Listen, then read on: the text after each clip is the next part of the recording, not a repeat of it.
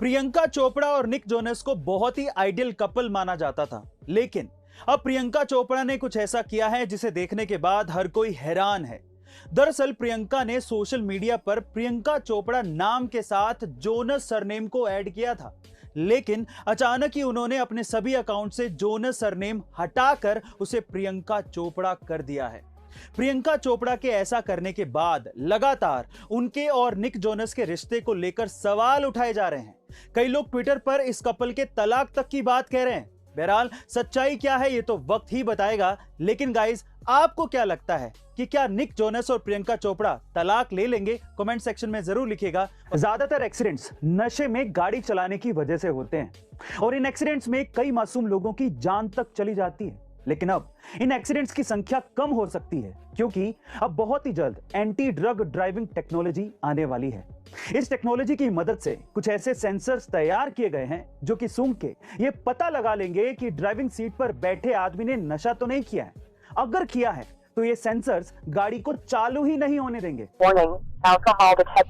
इसकी टेस्टिंग अभी बहुत जोरों से चल रही है और अमेरिका ने तो ऐसी सभी गाड़ियों को कंपलसरी तक कर दिया है। बहुत ही जल्द ये टेक्नोलॉजी इंडिया में भी आ जाएगी और इससे कई लोगों की जान बचाई जा सकती है। गाइस, ये टेक्नोलॉजी नशे की हालत में होने वाले एक्सीडेंट को रोकने में कितना कारगर होगी कमेंट सेक्शन में जरूर लिखिएगा। सोना बहुत ही सोना होता है और हर किसी को सोना खरीदने की चाह होती है, पर अगर मैं आपसे पूछूं कि पूरी ही दुनिया में सबसे सस्ता सोना कौन से देश में मिलता है तो आप लोग क्या कहेंगे? अगर आप लोग दुबई का नाम ले रहे हैं तो आप लोग गलत हैं। एक्चुअली दुनिया का सबसे सस्ता सोना दुबई में नहीं बल्कि हांगकांग में मिलता है। तो चलिए दुबई और हांगकांग के सोने के प्राइसेस का कंपैरिजन इंडिया से इंडियन रुपीस में कर लेते हैं। जहां पर इंडिया में 10 ग्राम सोने की कीमत 48,000 रुपए के करीब है, वहीं दुबई में 10 ग्राम सोने की कीमत लगभग 43,000 रुपए के करीब है और वहीं हांगकांग में 10 ग्राम सोने की कीमत 42,000 रुपए के करीब है। एक 20 साल का लड़का कैंसर से लड़ रहा था। हालत इतनी खराब थी कि वो कैंसर की आखिरी स्टेज पर था। डॉक्टर्स का कहना था कि शायद वो अगले 2-3 घंटे में अपनी जान गंवा दे। उसकी आखिरी इच्छा क्या थी पता है? उसकी आखिरी इच्छा ये थी कि वो प्रभास यानी कि बाहुबली से मिलना चाहता था। वो प्रभास का बहुत बड़ा फैन था। जैसे ही ये बात प्रभास तक पहुंची, प्रभास ने अपनी शूटिंग बीच में ही रोक दी और वो तुरंत अस्पताल उस लड़के से मिलने पहुंचे। वहां जाके सबसे पहले उन्होंने उस लड़के को किस किया और उसके साथ 1 घंटा बिताया। गाइस, जानने वालों का यह तक कहना है कि जो लड़का अगले 2-3 घंटे में मरने वाला था, वो लड़का इस इंसिडेंट के बाद यानी कि प्रभास से मिलने के बाद लगभग 10 दिन तक जिया। गाइस, ऐसे ही प्रभास को डार्लिंग नहीं कहते। शान दिखाने के अलावा और कहीं काम नहीं आता, लेकिन फिर भी पिछले 30 सालों में सोने के भाव जिस कदर बढ़े हैं वो देखने लायक है। तो चलो आज इस वीडियो में पिछले 30 सालों के सोने के भावों का एक अलग तरीके से कंपैरिजन करते हैं। अगर हम 30 साल पहले यानी कि 1990 की बात करेंगे तो 1 किलो सोने से एक मारुति 800 कार खरीदी जा सकती थी जिसकी कीमत 3,20,000 रुपए थी।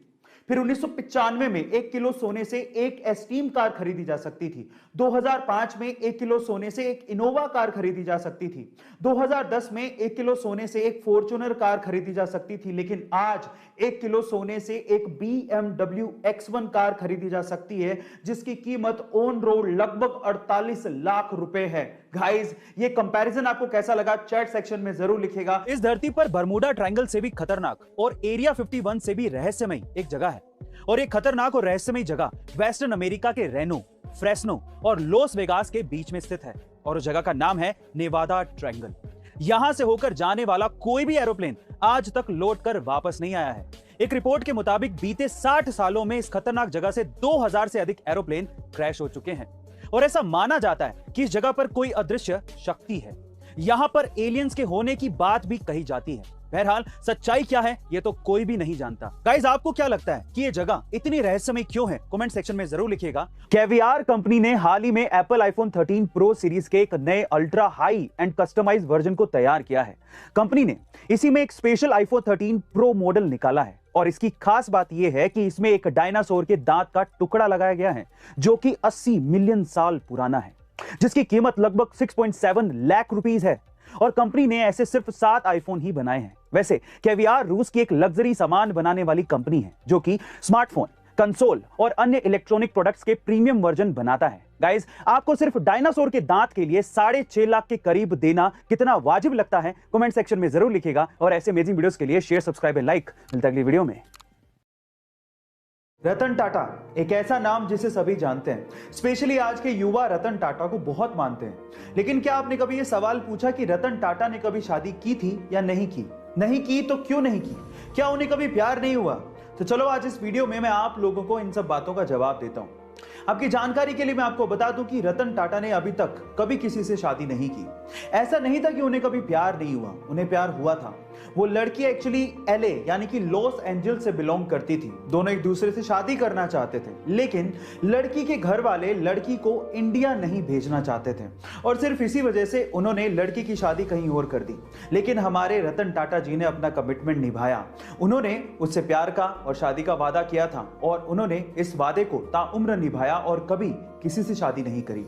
यह है उनकी लव स्टोरी, एकदम उनके जैसी परिपक्व। जब रतन टाटा ने पहली बार अपनी ड्रीम कार टाटा इंडिका को बाजार में उतारा तो उसका रिस्पॉन्स बहुत ही खराब था। घाटे में जाती हुई कंपनी को देखकर शेयर होल्डर्स ने कहा कि हमें ये कंपनी बेच देनी चाहिए। ना चाहते हुए भी टाटा इसे बेचने के लिए यूएस फोर्ड से मीटिंग के लिए गए, लेकिन उस मीटिंग में फोर्ड ने टाटा का अपमान करते हुए कहा कि अगर तुम्हें कार बिजनेस की इतनी समझ ही नहीं थी तो इस कार की लॉन्चिंग में इतना पैसा क्यों लगा दिया। साथ ही साथ एक कहा कि इस कंपनी को खरीदकर हम तुम पे एहसान कर रहे हैं। टाटा ने यह सुन के कार कंपनी को बेचने से इनकार कर दिया। इंडिया वापस आए और इस कंपनी के लिए इतनी मेहनत की कि इसे वापस अपने पैरों पर खड़ा कर दिया। साथ ही साथ फोर्ड के घाटे में जाते हुए 2 luxurious brand Jaguar and land rover को खरीद के धमाका कर दिया। गाइस, अपमान सभी का होता है, लेकिन महान लोग अपने अपमान का बदला अपनी प्रोग्रेस से लेते हैं। एक बार रतन टाटा अपने सहयोगियों के साथ जर्मनी के एक होटल में खाना खाने गए। उनके सहयोगियों ने वहां पर थोड़ा ज्यादा खाना ऑर्डर कर दिया था। खाना सबने खा लिया था, लेकिन फिर भी टेबल पे 1/3 खाना बचा रह गया। जब वो पेमेंट करके जाने लगे तो एक बूढ़ी औरत ने उनसे कहा कि हम आपसे बहुत नाराज हैं क्योंकि आपने खाना बर्बाद किया है। इस पर उनके सहयोगियों ने कहा कि हमने खाने का पूरा पेमेंट किया है, आप कौन होते हो कहने वाले। इस बात से गुस्सा होकर उसने एक जर्मनी के एक ऑफिसर को कॉल लगा दिया। वहां पर जब ऑफिसर आया और उसने जब पूरी बात सुनी तो उसने 50 यूरो का जुर्माना ठोकते हुए कहा कि खाना उतना ही ऑर्डर करो जितना खाया जाए। भले ही तुम्हारे पास पैसे हों, लेकिन ये संसाधन पूरे समाज के हैं। गाइस, आज भी हिंदुस्तान में हर दिन 40% खाना वेस्ट किया जाता है और यह भी एक सच्चाई है कि हर दिन 19 करोड़ लोग बिना खाना खाए सोते हैं। इसीलिए खाने को बर्बाद मत करो, क्योंकि जो खाना बर्बाद कर रहे हो वो बहुत लोगों को नसीब तक नहीं होता। एक बार किसी रिपोर्टर ने रतन टाटा जी से सवाल पूछा कि सर, आपके रहते हुए एशिया के सबसे अमीर इंसान मुकेश अंबानी जी क्यों हैं? तो उन्होंने बड़ा ही सुलझा हुआ और दिल छू लेने वाला जवाब दिया। उन्होंने कहा कि हम इंडस्ट्रियलिस्ट हैं और मुकेश अंबानी जी बिजनेसमैन हैं। हम ये नहीं चाहते कि इंडिया इकोनॉमिकल सुपर पावर बने, बल्कि हम ये चाहते हैं कि ये देश, ये इंडिया खुशहाल नेशन बने। और इसी सपने को पूरा करने के लिए रतन टाटा जी अपने पैसों का अधिकतर हिस्सा चैरिटी में डोनेट कर देते हैं। आपको रतन टाटा जी का यह ख्याल सुन के कैसा लगा? चैट सेक्शन में लिखना मत भूलिएगा। मुंबई की सड़क पर एक कुत्ते का किसी कार से एक्सीडेंट हो गया तो वहां पर मौजूद शांतनु नायडू नामक एक लड़के ने इन स्ट्रीट डॉग्स के लिए कुछ करने की सोची। उसने दिमाग लगाया कि क्यों ना इन स्ट्रीट डॉग्स के गले में एक चमकदार कॉलर डाल दिया जाए जिससे ड्राइवर को दूर से ही ये दिख जाए ताकि इनकी जान को बचाया जा सके। और उसने मुंबई में गली मोहल्लों में जाके सभी स्ट्रीट डॉग्स के गले में ये चमकदार कॉलर डाला भी। उसकी स्टोरी को टाटा समूह की मैगजीन में कवर भी किया गया और उसके बाद रतन टाटा ने खुद ने शांतनु को फोन करके उनके साथ काम करने को कहा। बहुत बड़ी बात है गाइस, तो शांतनु नायडू और उसकी पहल के लिए एक लाइक तो बनता है। चलिए गाइस, आज मैं आपको फिर से एक सच्ची घटना बताता हूं। एक बार एक बॉस ने अपने ड्राइवर को देखकर पूछा कि क्या बात है, आज बहुत खुश लग रहे हो, कुछ खास दिन है क्या? तो उस ड्राइवर ने कहा कि सर, आज का दिन मेरे लिए बहुत स्पेशल है क्योंकि आज मैंने रतन टाटा जी को कार ड्राइव करते देखा। तो बॉस ने कहा कि इसमें क्या खास बात है? तो उस ड्राइवर ने कहा कि सर, जब वो कार ड्राइव कर रहे थे तो मैंने उनको अभिवादन देने के लिए हाथ हिलाया और बदले में उन्होंने मुझे रिस्पॉन्ड किया, इसीलिए आज मैं बहुत खुश हूं, मेरा दिन बन गया। सच अ ग्रेट पर्सनैलिटी। गाइस, इससे यह समझ में आता है कि मनी आपको फेम दिला सकती है, लेकिन हम्बलनेस आपको रियल रिस्पेक्ट दिलाती है। सो गाइस, हम्बल रहिए हमेशा। अमीर लोग हमेशा बड़ा सोचते हैं और इसी वजह से वो और भी अमीर होते चले जाते हैं। कैसे, मैं आपको बताता हूं। एक बार किसी ने रतन टाटा जी से पूछा कि अगर अभी आपको BMW खरीदनी हो तो आपको कितना समय लगेगा। तो रतन टाटा जी ने जवाब दिया 5 साल। तो उस बंदे ने कहा कि 5 साल, आप तो इतने बड़े बिजनेसमैन हैं, मैंने तो सोचा कि आप चुटकियों में खरीद लेंगे, तो 5 साल कैसे। तो रतन टाटा जी ने जो जवाब दिया वो आप लोगों को सुनना चाहिए। रतन टाटा जी ने कहा BMW एक बहुत बड़ी कंपनी है। जहां आप और हम जैसे लोग BMW कार के बारे में सोच रहे थे, वही रतन टाटा जी BMW कंपनी को खरीदने के बारे में सोच रहे थे। इसलिए गाइस, ये कहा जाता है कि अगर आपको बड़ी सफलता चाहिए तो सोच भी बड़ी रखनी होगी। ये अमेजिंग वीडियो आपको कैसी लगी चैट सेक्शन में जरूर लिखिएगा और ऐसे अमेजिंग मोटिवेशनल वीडियोस के लिए YouTube पे हमारे चैनल को सब्सक्राइब कर लीजिएगा, वीडियो को शेयर करिएगा और लाइक करना मत भूलिएगा। मिलते हैं अगली वीडियो में।